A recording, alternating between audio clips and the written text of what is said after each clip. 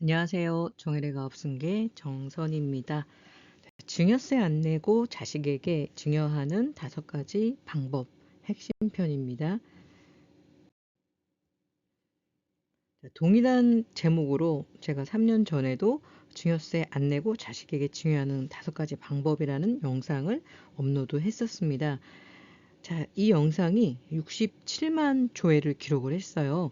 그만큼 대표님들이 관심이 많으신 것 같아서 이번에는 이제 2024년도에 맞게 조금 더 업그레이드된 버전으로 준비했습니다. 영상은 총 3가지 정도로 나눠져 있고요.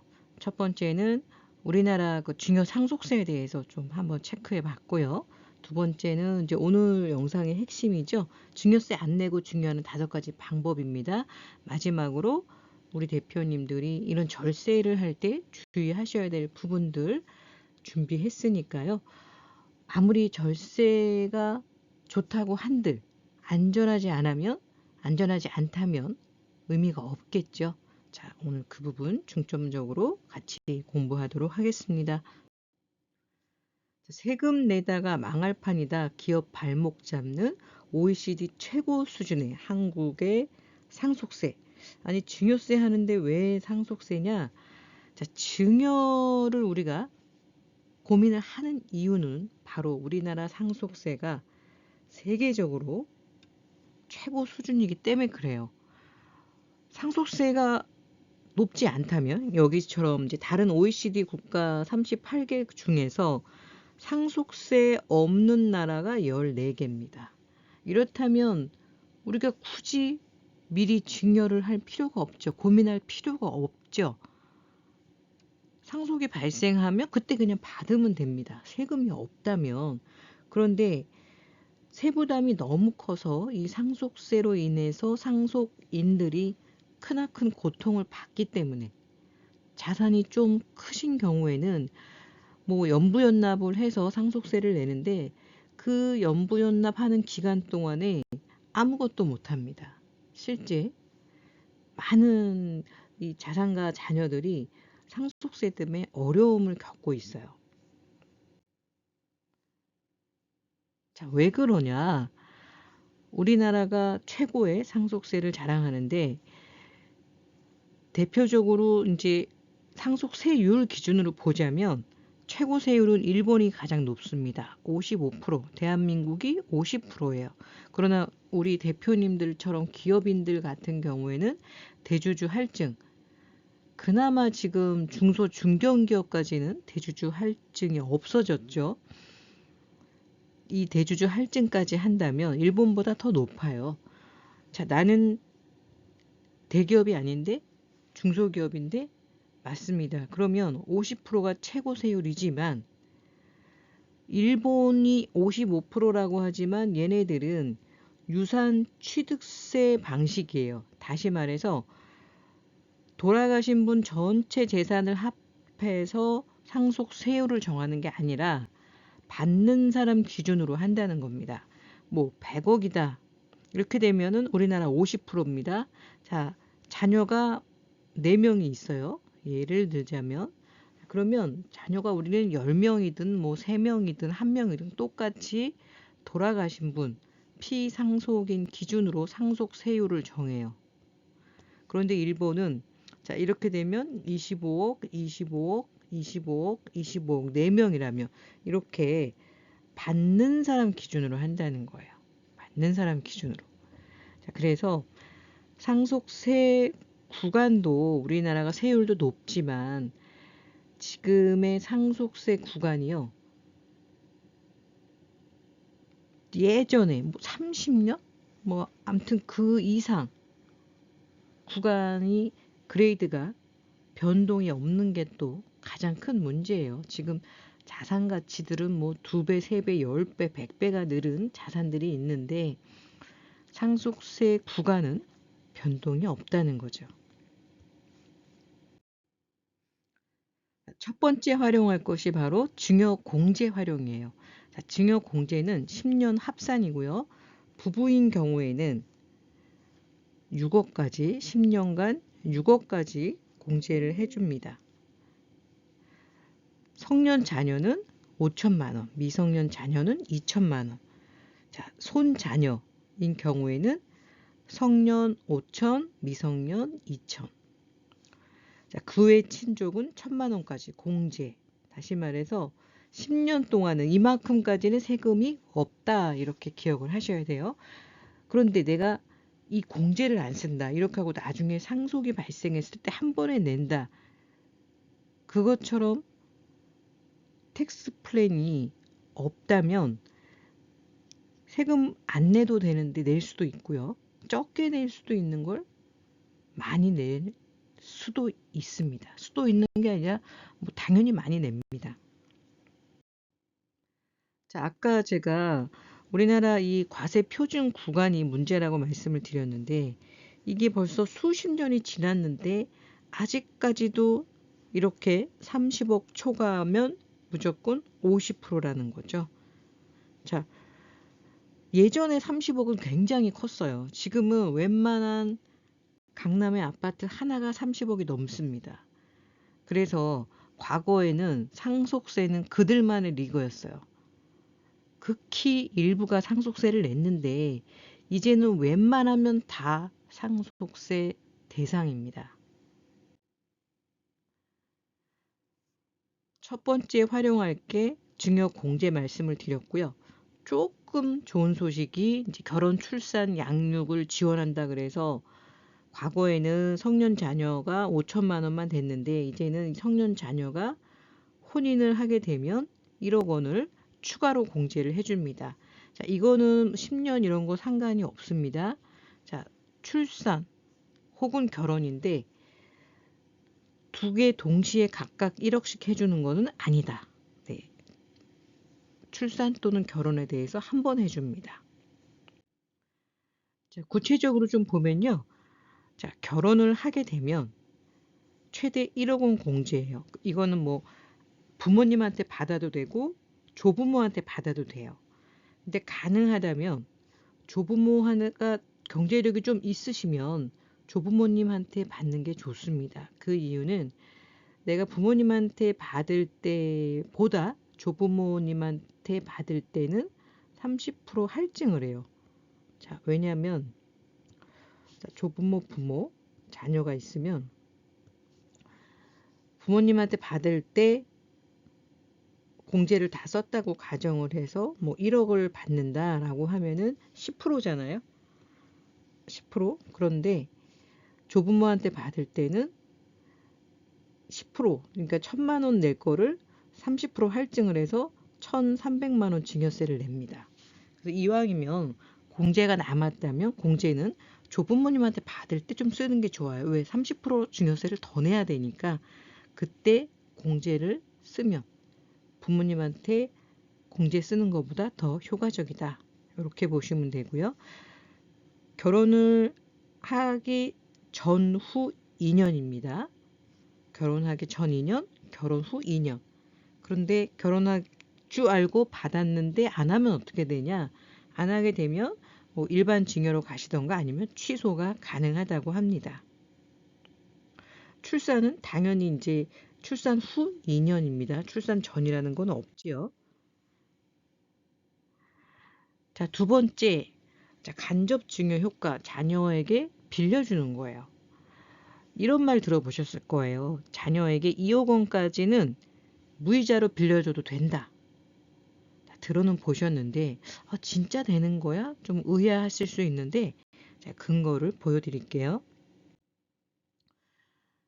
금전, 무상 대출 등에 따른 이익의 증여라는 게 있습니다. 우리가 타인으로부터 금전을 무상으로 또는 이제 낮은 이자로 받게 되면은 그 금전을 빌린 날부터 증여재산 가액으로 봅니다.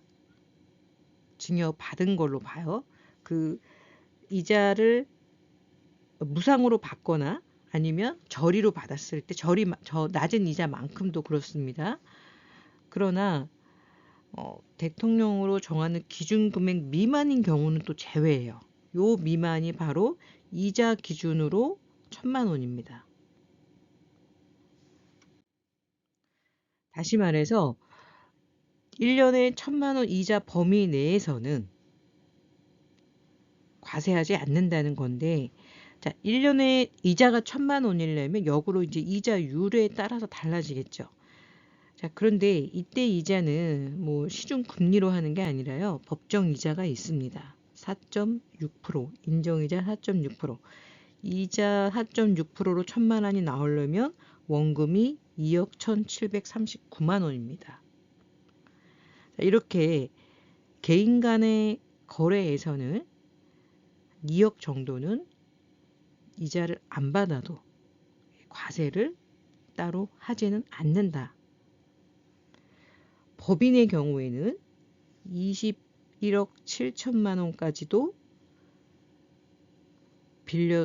이자를 안 받고 빌려줘도 과세를 하지 않는다. 법인은 10배네. 뒤에서 법인은 따로 자세히 설명을 드릴 거예요. 이렇게 자녀에게 한 2억 원까지는 빌려줄 수 있습니다. 이자를 안 받아도 과세가 되지는 않습니다. 자, 여기까지는 괜찮아요. 그런데 자, 돈을 빌려줬으면 당연히 차용증을 써야겠죠. 자, 그러면 차용증만 쓰면 끝이냐? 안전하냐? 그렇지는 않습니다. 자, 세법에서 가족 간 금전 거래는 원칙적으로 증여로 봐요. 자, 아까 앞에서 이야기한 것은 타인 간의 이야기입니다.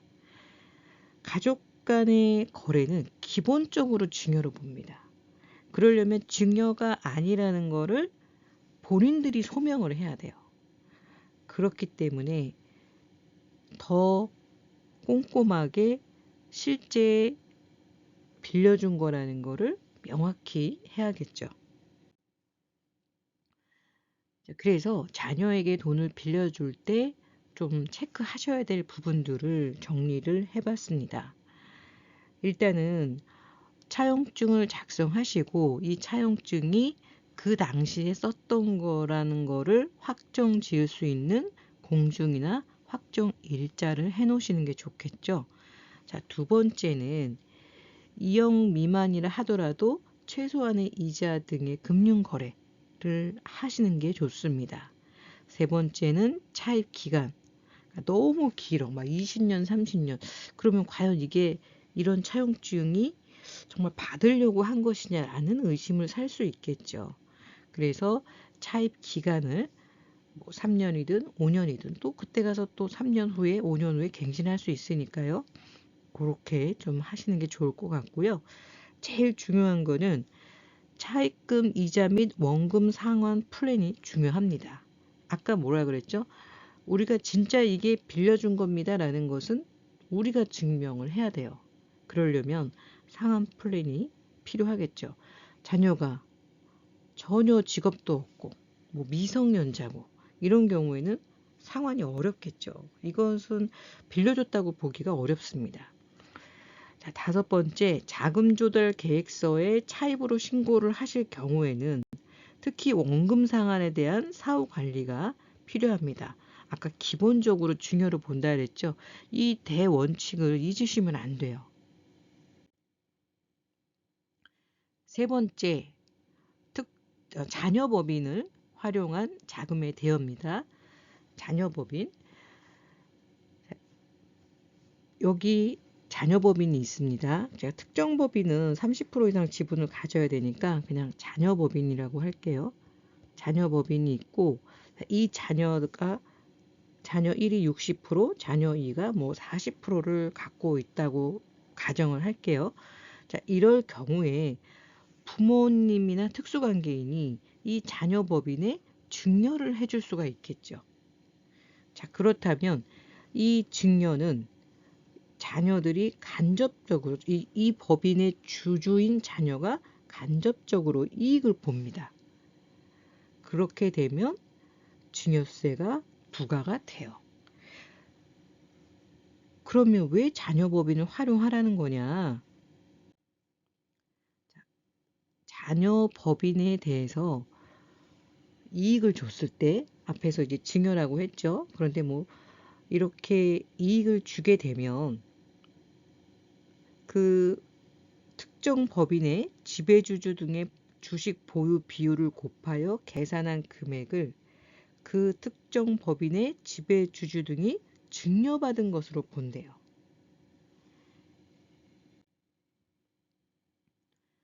그러면 당연히 증여세가 나오겠죠. 그런데 아까 개인이 연간 이자가 1,000만 원 미만이면 제외된다 그랬잖아요. 법인은 연간 이자가 증여 이자뿐만 아니라 증여의제 이익이 1억 원 이상인 경우에만 과세를 합니다. 이 증여의제라는 게 폭이 굉장히 넓습니다. 즉, 자녀 법인의 주주인 자녀가 이익을 본 것을 다 증여의제 이익으로 보거든요. 증여를 해줬으면 당연히 증여의제 이익일 거고요. 무상으로 돈을 빌려줬어요. 무상으로. 자, 이것도 그 이자만큼 증여의제 이익이 되겠죠. 또는 개인이 아니라 뭐 뒤에서 이제 자세히 다루겠는데 뭐 개인은 뭐 증여나 대출이 될 거예요. 그런데 부모님이 법인을 갖고 있어요. 그래서 법인에서 자녀법인, 주식을 갖고 있는 자녀법인에게 배당도 해줄 수 있습니다. 자, 이 세 가지 모두 자녀법인이 해줬다면 자녀법인의 주주인 자녀들이 이익을 본 거예요. 그래서 증여의제 이익이 있습니다. 단, 그 이익의 규모가 1억 원 이상인 경우에 과세를 한다고 합니다.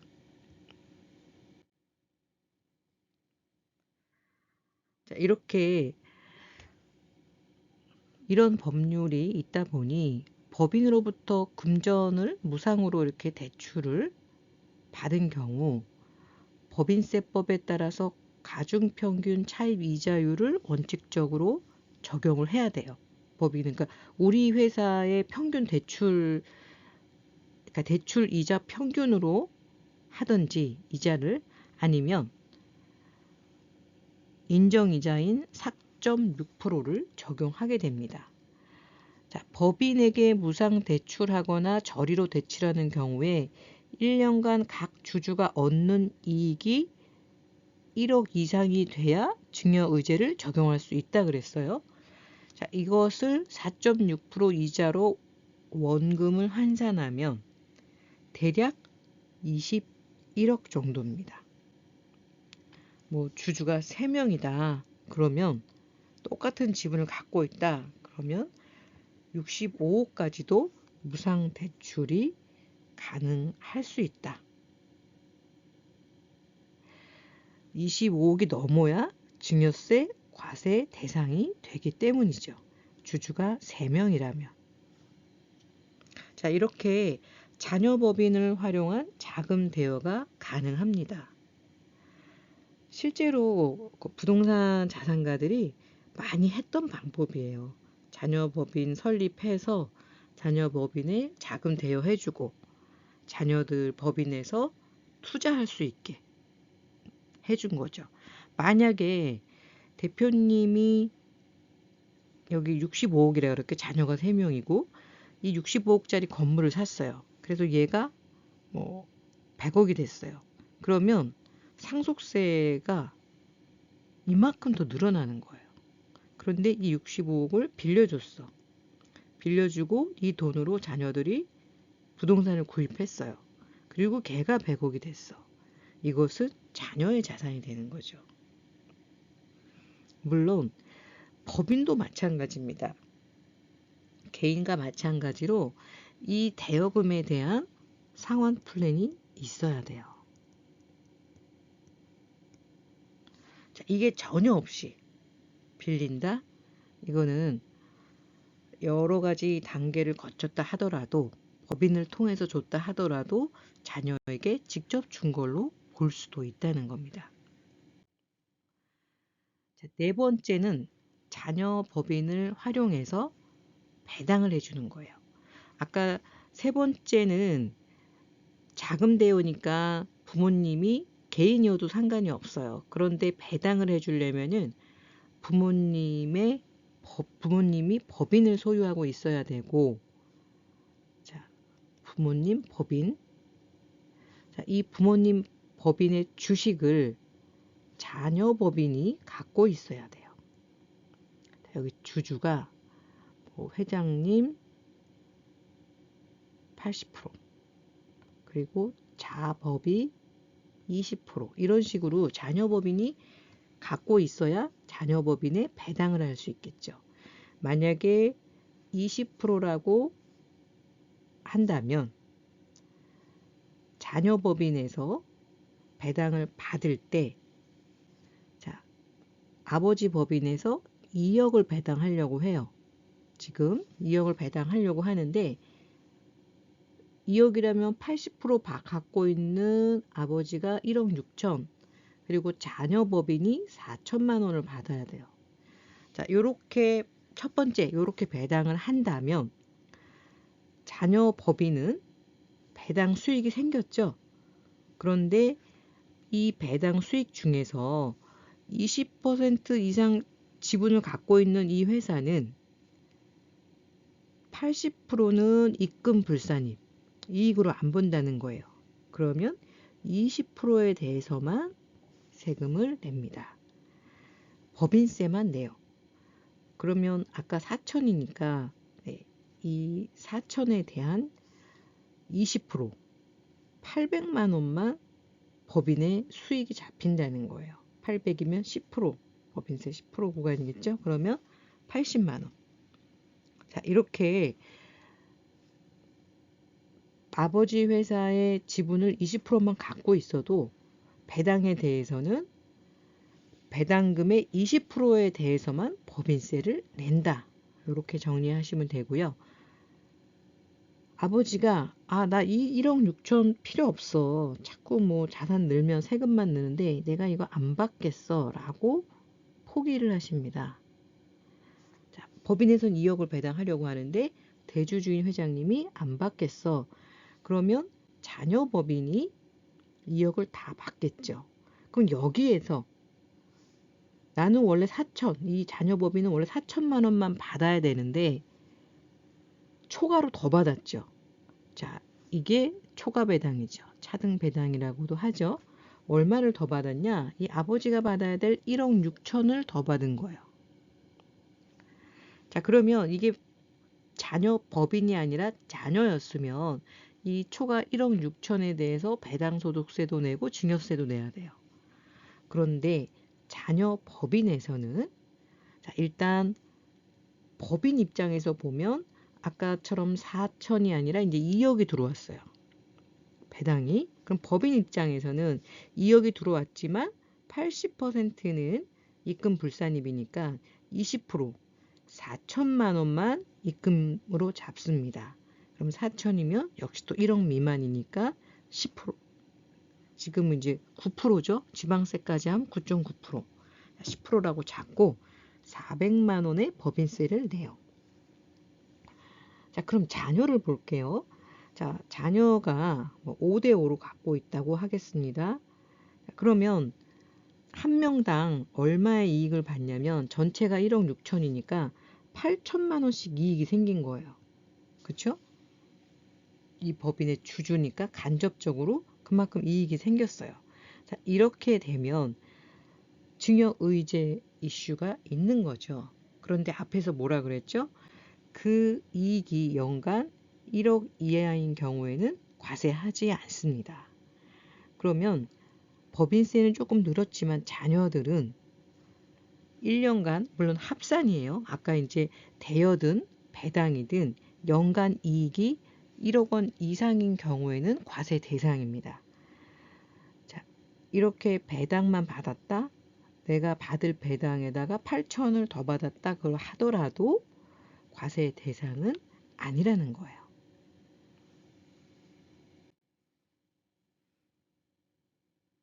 자, 이렇게 적극적으로 법인을 활용해서 또 자녀가 실제 사업을 할 수도 있죠. 사업을 하면 더 좋아요. 바로 다섯 번째인 창업 자금 증여세 과세 특례가 있어요. 자, 자녀들이 창업을 하기 위해서 부모님이 증여해 준 것은 5억 원까지 세금이 없습니다. 심지어 지금 요번 달 신문 24년 2월 18일 서울경제에 뭐라고 나왔냐면 창업자금 증여 특례가 25%나 증가했대요. 자, 이렇게 많이들 활용하고 있습니다. 지금 나만 안 하고 있을 수도 있어요. 5억까지는 0원입니다. 증여세. 물론 조건이 있죠. 자녀가 18세 이상의 거주자, 비거주자 안 됩니다. 부모님 만 60세 이상이셔야 돼요. 현금 등으로 증여해 주셔야 됩니다. 그리고 증여를 해준 날부터 창업자금 증여를 해준 날부터 요때 이제 증여해 줬다면 2년 안에 사업 시작해야 돼요. 그러니까 준비할 수 있는 시간이 있어요. 충분히. 그리고 4년 안에 이 증여받은 돈을 실제 사업에 써야 됩니다. 한참 또 이 뭐 카페 창업 많이 했죠. 이게 증여 특례가 되냐 안 되냐. 될 수도 있고 안 될 수도 있어요. 요것은 제가 영상을 따로 다룰 거예요. 어떻게 하면 증여 특례가 되고 어떻게 하면 안 되는지. 자, 이렇게 창업 자금인 경우에는 5억까지는 세금이 없고 100억까지는 10%입니다. 단 주의사항이 있어요. 여기 보시면 증여한 창업 자금은 상속세 과세가액에 가산이 된다. 신고세액 공제는 적용하지 않는다. 무슨 말이냐? 자, 대표님 60세에 이제 만 60세 됐잖아요. 그 자녀한테 5억을 증여를 해줬어요. 그리고 나서 쭉 살다가 100세에 돌아가셨어요. 그러면 이때 증여한 거 5억을 이때 다른 상속 자산과 합산해서 상속세를 낸다는 뜻입니다. 아니 그러면 이거 나중에 다 합하는 게 무슨 의미가 있어? 이렇게 말씀을 하실 수도 있어요. 자, 그런데 대표님 60세예요? 요새 평균 수명 100세 넘어갑니다. 그렇다고 한다면 30년간 이 5억이 얼마나 늘어날까요? 20년이라고 쳐도 자산 가치가 늘어나는데 요때 상속이 발생했을 때 합하는 것은 상속 시점의 자산 가치가 아닌 증여 당시의 자산 가치입니다. 5억이 10년이 지나든 20년이 지나든 그냥 5억으로 합한다는 거예요. 자, 그런데 이게 이제 5억을 실제 증여를 일반 증여랑 좀 비교를 해볼게요. 일반 증여 5억이면 이제 5천만 원 공제 받고요. 4억 5천이면 7,760만 원 세금을 내요. 근데 창업자금 증여 특례로 하면은 세금이 없어요. 5억까지는. 자, 그러면 이 5억을 갖고 계속 사업을 하고 투자를 해서 이게 뭐 50억이 될 수도 있고 더 커질 수도 있죠. 몇 년? 10년, 20년, 30년이 지난다고 하면은 그래도 50억으로 하는 게 아니라 5억으로 상속세에 상속 자산에 합한다. 이렇게 보시면 됩니다. 그러면 대표님들 여기서 주의하셔야 될 게 있겠죠. 아, 수명이 내가 짧을 것 같다라고 한다면 이런 거 하시면 안 됩니다. 30억이라고 가정을 했더니 훨씬 더 커요. 아까 5억은 얼마 안 되잖아요. 그걸로 뭘 하겠어요. 30억 정도 되면 정말 큰 사업을 할 수 있죠. 30억이면 일반 증여면 9억 8천, 창업자금 증여 특례를 활용하면 2억 5천입니다. 2억 5천으로 30억을 창업자금으로 증여해 줄 수 있습니다. 자, 도표로 나타내면 이렇습니다. 자녀가 부모님한테 창업 자금을 받아서 2년 이내에 창업을 해야 되고, 자, 이때 5억까지는 공제, 100억까지는 10% 세율입니다. 그러나 증여자가 사망을 한다면 창업 자금 등은 상속세 과세가에게 가산한다. 일반 증여는 10년 합산이고 10년이 지나서 상속이 발생을 하면 합산하지 않습니다. 그 장점도 있어요. 자, 마지막으로 안전한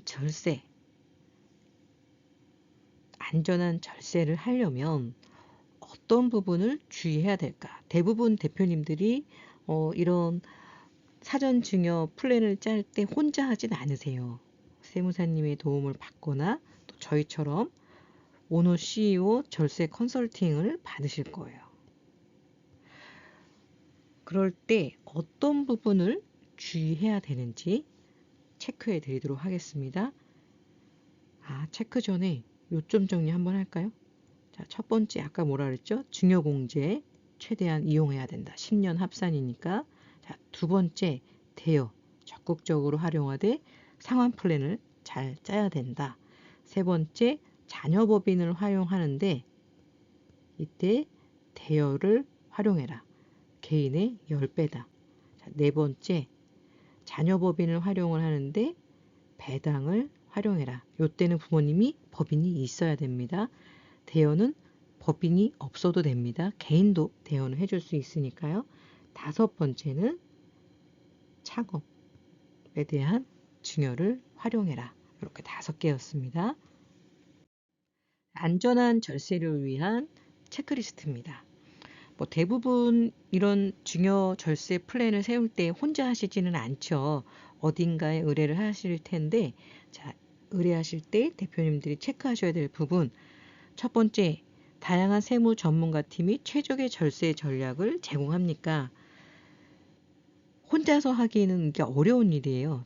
특히 기업을 갖고 있는 대표님이 개인의 자산을 안전하게 절세하려면 기업과 개인 두 가지를 다 알고 있어야 되죠. 자, 두 번째, 대표님 재정 상태에 맞는 개인화된 절세 전략을 수립할 수 있는지, 이게 중요합니다. 개인화된 절세 전략. 보통 이제 법인 컨설팅으로 좀 오해를 많이 하시는데, 법인 컨설팅은 회사에 대한 경영 전략이라든지 성장 전략을 짜는 게 법인 컨설팅이에요. 정혜래 가업승계 연구소에서 하는 거는 법인 오너의 절세 컨설팅입니다. 자산 관리입니다. 그래서 대표님의 재정, 특히 가족 구성원이라든지 이런 부분에 따라서 절세 방법이 완전히 달라져요. 대표님의 건강, 자녀들의 나이 이런 부분을 다 같이 보고 텍스 플랜을 세워야 되거든요. 세 번째, 최신 세법과 정책 변화에 기반한 절세 기회를 제공합니까? 법이 계속 바뀌는데 또 우리가 이걸 미리 알 수 있잖아요. 이런 부분들을 적용해서 누릴 수 있는 혜택을 최대한 누리셔야 되고요. 세 번째, 모든 수수료와 서비스 과정이 명확하고 투명합니까? 높은 고객 만족도와 검증된 성공 사례를 보유하고 있습니까? 그 회사가 얼마나 오래됐는지, 또 고객 만족도는 어떤지, 절세 계획 실행 후 지속적인 상담 지원을 제공합니까? 저희 자랑은 아니지만 저희는 매월 CEO 세미나를 하고 있죠. 대표님들한테 계속 업데이트된 세무 정보, 또 대표님들이 활용할 절세 플랜들을 제공하고 있습니다. 언제든지 세미나 때 오시면 전문가와 상담이 가능합니다. 자, 마지막으로 중요한 내용입니다. 모든 절세 방안이 합법적이고 윤리적입니까? 간혹 가다가 정말 작은 회사들이 있어요. 컨설팅 받았는데 그 회사가 없어졌대요.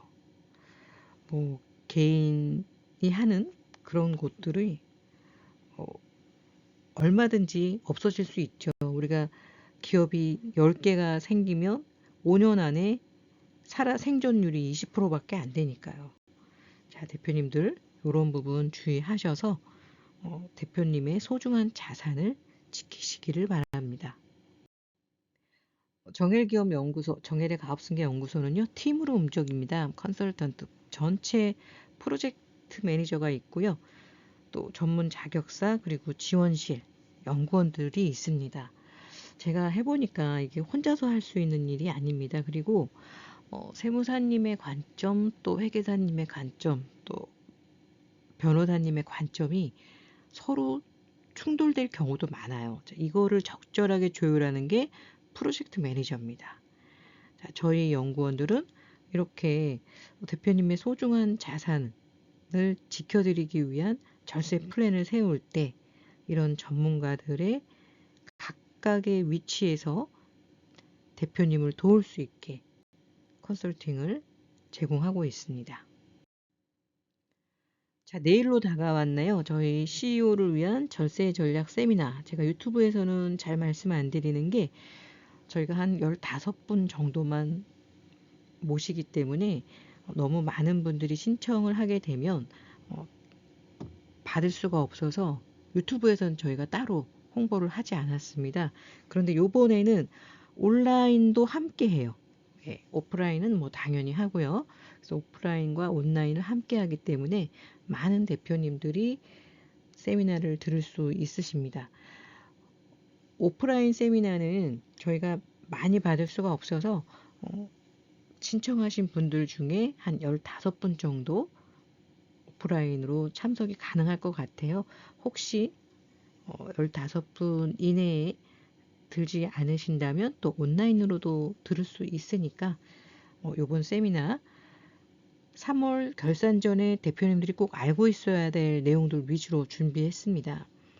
뭐 기본적으로 우리 법인잉여금 추구 전략 2024년판 개정된 내용으로 기존에 또 말씀드리지 않은 부분들까지 포함해서 이번 세미나에서 말씀드릴 거고요. 2교시에는 우리 조만수 세무사님이 결산 전에 우리 오너 CEO의 필수 절세 체크리스트에 대해서 말씀을 드릴 겁니다.